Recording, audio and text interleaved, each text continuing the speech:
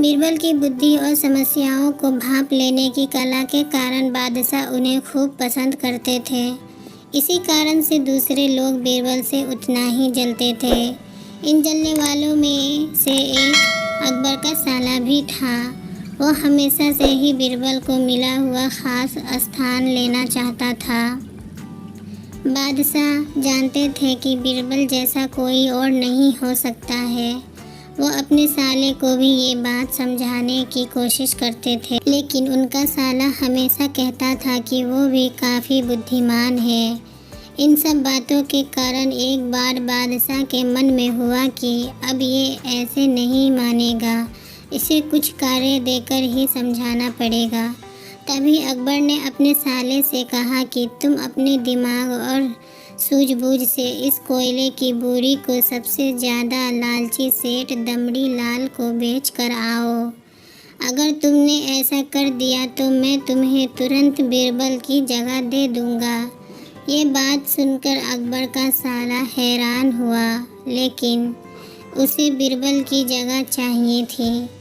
इसी सोच के साथ वो कोयले की बोरी लेकर सेठ के पास पहुंच गया। सेठ ऐसे ही किसी की भी बातों में आने वाला नहीं था, इसलिए उसने उसे खरीदने से मना कर दिया।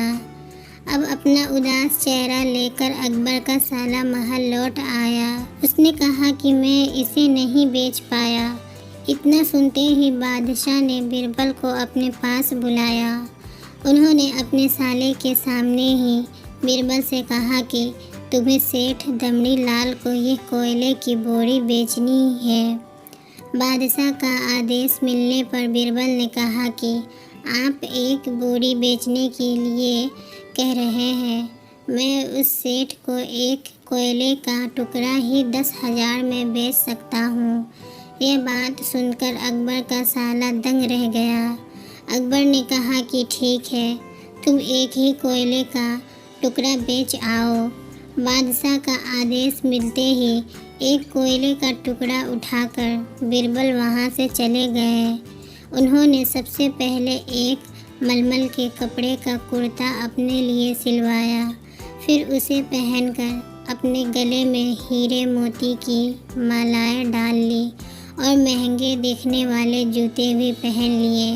इतना सब करने के बाद बीरबल ने उस कोयले के टुकड़े को सुरमा यानी काजल की तरह बारीक पीसकर एक कांच की डिब्बी में डलवा लिया। इसी भेष में वो महल के मेहमान घर में आ गए। फिर बीरबल ने एक इश्तिहार दिया कि बगदाद में एक जाने माने शेख पहुँचे हैं जो जादुई सुरमा बेचते हैं। सुरमे की खासियत में बीरबल ने लिखवाया कि इसे लगाने वाला अपने पूर्वजों को देख सकता है। यदि पूर्वजों ने कोई धन छुपा कर रखा है तो वो उसका पता भी बता देंगे। इस इश्तिहार के सामने आते ही पूरे नगर में बीरबल के शेख रूप और चमत्कारी सुरमे की ही बात होने लगी। सेठ दमड़ी लाल तक भी ये बात पहुंच गई। उसके मन में हुआ, जरूर मेरे पूर्वज ने धन गाड़ रखा होगा, मुझे तुरंत शेख से संपर्क करना चाहिए।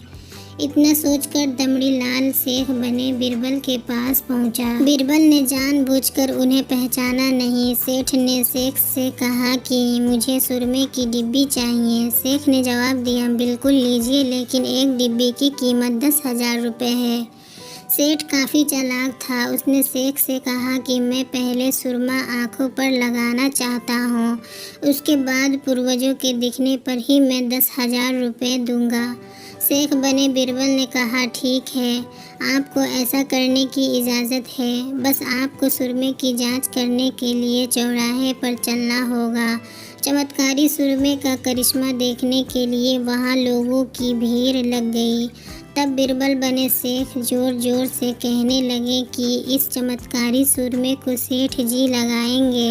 अगर ये सेठ अपने माता पिता की ही औलाद है तो इन्हें सुरमा लगाते ही तुरंत पूर्वज नज़र आ जाएंगे। पूर्वज नहीं दिखे तो मतलब ये होगा कि वो अपने माता पिता की औलाद नहीं है।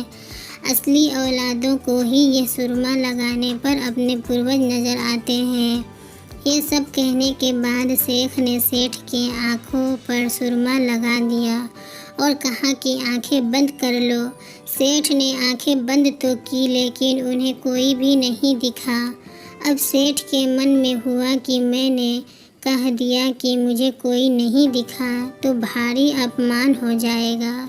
इज्जत को बनाए रखने के लिए सेठ ने आंख खोली और कहा कि हाँ, मुझे अपने पूर्वज दिख गए।